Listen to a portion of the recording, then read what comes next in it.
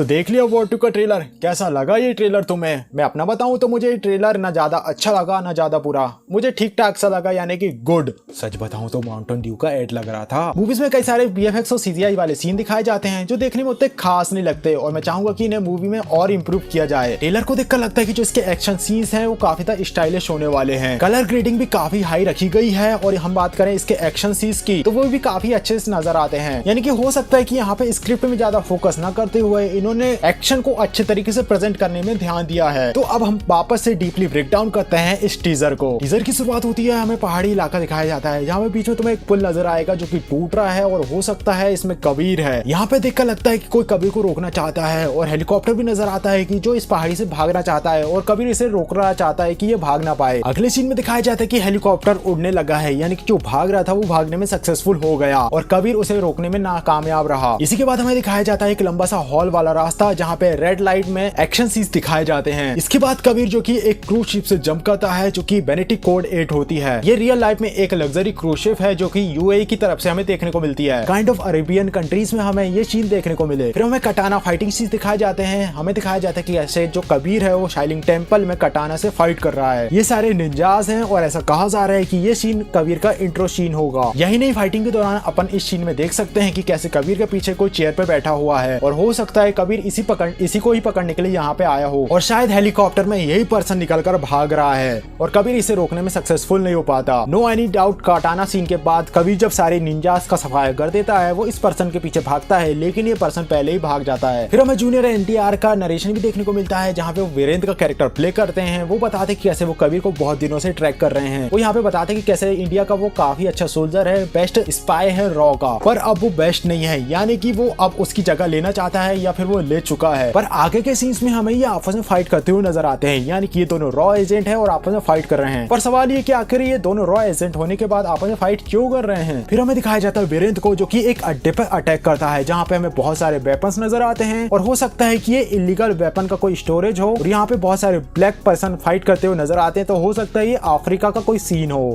और यहीं पे हमें वो ग्रेनेड वाले सीन दिखाया जाता है जहाँ पे काफी अच्छे तरीके से उन्होंने ग्रेनेड को घुमाते घुमाते चारों तरफ से फोड़ा है। पर वही बात है ना कि रियल लाइफ में कभी ऐसा होता है क्या? फिर हमें दिखाया जाता है एनटीआर के लुक्स को, और पता नहीं क्यों इनके इस लुक को देखकर मुझे टाइगर की याद आ गई। फिर हमें दिखाया जाता है ऋतिक रोशन के कबीर वाले कैरेक्टर के लुक को जो काफी स्टाइलिश होता है, और यहाँ पे वुल्फ के साथ वो वॉक करते हुए नजर आते हैं। फिर हमें दिखाया जाता है वीरेंद्र के जंपिंग वाले सीन को जहाँ पे वो ट्रेन पे जंप करते हैं, और ये सीन उतना खास नहीं लगता। वीएफएक्स काफी ऑड से फील होते हैं, पर हमें यहाँ समझ नहीं आता कि आखिर ये ट्रेन पर जंप क्यों कर रहा है। फिर सीन शिफ्ट होता है और हमें दिखाया जाता है V2 बॉम्बर को। गाइस, जो लोग मुझे जानते हैं उन्हें पता है कि मैं V2 बॉम्बर को कितना ज्यादा पसंद करता हूँ। हमें दिखाया जाता है कि इस बॉम्बर से 4 पर्सन निकल रहे हैं जो कि नीचे उड़ रहे हुए प्लेन में शायद जाना चाहते हैं। हमें दिखाया जाता है वीरेंद्र जो कि इसी प्लेन पे है, उसके पीछे हमें 2 कमांडो भी नजर आते हैं, और फिर हमें दिखाया जाता है कबीर जो कि इसी प्लेन में जंप कर रहा है। अब इस सीन को लेकर थ्योरी निकल कर आ रही है कि कैसे कबीर शायद इस प्लेन को हाईजैक करना चाहता है और वीरेंद्र इनसे फाइट करके इन्हें रोक रहा है। फिर हमें वो चेज सीक्वेंस दिखाए जाते हैं, और देखकर हमें लगता है कि कैसे ये सीन यूएई में शूट किया गया है। फिर हमें एक और चेजिंग सीन दिखाई जाती है जहाँ पे हमें दिखाया जाता है कि ये लोग इटली में भागा दौड़ी कर रहे हैं। भाई साहब, मुझे समझ नहीं आ रहा है ये मूवी बना रहे हैं कि पूरी दुनिया को घूम रहे हैं। यार, ऐसी मूवीज के स्पॉट बॉय के लिए कहाँ अप्लाई करना पड़ता है, मैं भी जाना चाहूंगा। फिर इसके बाद आती है क्या राड बनी। भाई साहब, इस सीन को देखने के बाद लड़कों के ब्लड फ्लो का डायरेक्शन चेंज हो गया। फिर हमें एक कार चेज सीक्वेंस दिखाई जाती है जैसा कि हमें वॉर में देखने को मिला था, बस अंतर इतना है कि वहाँ पे हमें बाइक देखने को मिली थी और यहाँ पे हमें देखने को मिल रही है कार, और ये सीन शायद स्पेन का हमें बताया जा रहा है, और बताया जा रहा है कि कैसा ये सीन शायद स्पेन का है। फिर हमें हॉस्पिटल का सीन दिखाया जाता है जहाँ पे शायद वीरेंद्र घायल है। यही नहीं, हॉस्पिटल में जो लेटर्स लिखे हुए हैं ये जर्मन लैंग्वेज है, यानी कि ये जर्मनी भी जाते हैं।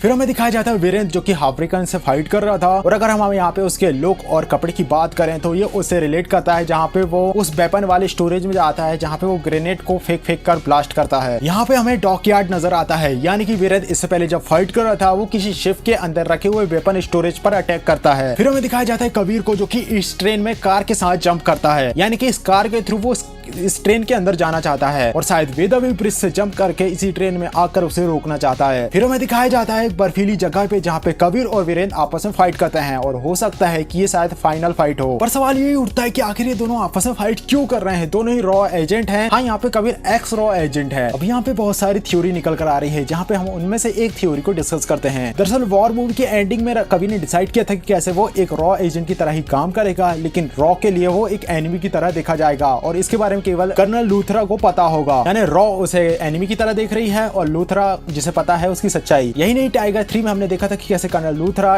कबीर को एक काफी खतरनाक सा असाइनमेंट देते हैं जहाँ पे उसे इनह्यूमन एक्टिविटी भी करनी पड़े, और हो सकता है कि कबीर इसी काम को करने के लिए वहाँ पे गया होगा और रॉ को जब इस बारे में पता चलता है तो वो वीरेंद्र को भेजते होंगे, या फिर वीरेंद्र को पता चलता हो तो वो ऑटोमेटिक वहाँ पे चला जाता होगा क्योंकि उसने कबीर के बारे में काफी कुछ सुना है। शायद वो उसके लिए आइडियल है और वो उससे फाइट करके अपने आप को प्रूव करना चाहता है, और शायद हमें एंडिंग में इस तरीके से दिखाया जाए कि कबीर यहाँ पे जो भी काम कर रहा है वो देश की भलाई के लिए ही है, भले ही उसके काम गलत नजर आ रहे हैं पर लास्ट में जो सार है वो देश की भलाई ही है। सो ऐसी थी एक छोटी सी वीडियो जहाँ पे हमने बात करी वॉर 2 के टीजर के बारे में और प्रिडिक्ट किया कि आगे हमें किस तरह की कहानी देखने को मिल सकती है। आपका क्या ओपिनियन है, आखिर स्टोरी लाइन किस तरीके की होगी और कबीर और वीरेंद्र आपस में फाइट क्यों कर रहे हैं? आपके पास कोई थ्योरी है तो कमेंट बॉक्स में जरूर शेयर कर सकते हो। इसके अलावा मैं किस टॉपिक पर वीडियो बनाऊं तुम अपना सजेशन कमेंट बॉक्स में दे सकते हो, मैं उस पर जरूर बनाऊंगा। वीडियो चलो वीडियो को लाइक कर चैनल को सब्सक्राइब करिएगा क्योंकि मुझे अभी आप में की सपोर्ट की बहुत ज्यादा जरूरत है। मिलते हैं नेक्स्ट वीडियो में, तब तक के लिए बाय।